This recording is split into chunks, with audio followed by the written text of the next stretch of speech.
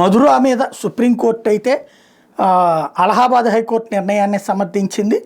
శ్రీకృష్ణ జన్మభూమి షాహీ ఈద్గా మసీదు వివాదానికి సంబంధించి హిందూ పిటిషనర్లు వేసిన 15 పిటిషన్ల మీద ఒకేసారి విచారణ చేస్తామని అలహాబాద్ హైకోర్టు అంది.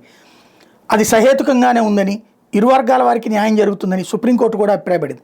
హైకోర్టు నిర్ణయాన్ని సవాల్ చేస్తూ మసీదు కమిటీ వేసిన పిటిషన్ మీద ప్రధాన న్యాయమూర్తి జస్టిస్ సంజీవ్ ఖన్నా, జస్టిస్ సంజయ్ కుమార్ ధర్మాసనం విచారణ చేపట్టింది. 1991 నాటి ప్రార్థనా స్థలాల చట్టానికి సంబంధించి కేసులు విచారణలో ఉన్నామని, ఈ దశలో ఈ అంశంలో జోక్యం చేసుకోలేమని తేల్చి చెప్పింది. అవసరం అనిపిస్తే ఆ తర్వాత దీని మీద విచారణ చేపడతామని చెప్పింది. అయితే హైకోర్టులో దాఖలైన పిటిషన్లన్నీ ఒకే అంశానికి సంబంధించినవి కాకపోయినా అన్నిటినీ కలిపి విచారించనుండటంతో తమకు అన్యాయం జరుగుతుందని మసీద్ తరపు లాయర్ వాదించారు. ఎలాంటి సంక్లిష్ట పరిస్థితి తలెత్తేందుకు అవకాశం లేదని స్పష్టం చేసిన సుప్రీంకోర్టు ఏప్రిల్ మొదటి వారంలో ఈ పిటిషన్ మీద విచారణ చేపడతామని చెప్పింది.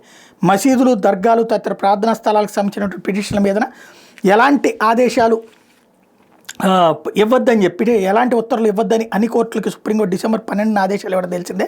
అదేవిధంగా మందిరం మసీదు వివాదం మీద హిందూ పక్షం వేసిన 15 అప్పీళ్ల మీద ఒకే దఫాలో విచారణ చేపడతామని గతేడాది జనవరి 11వ తేదీన అలహాబాద్ హైకోర్టు ప్రకటించింది.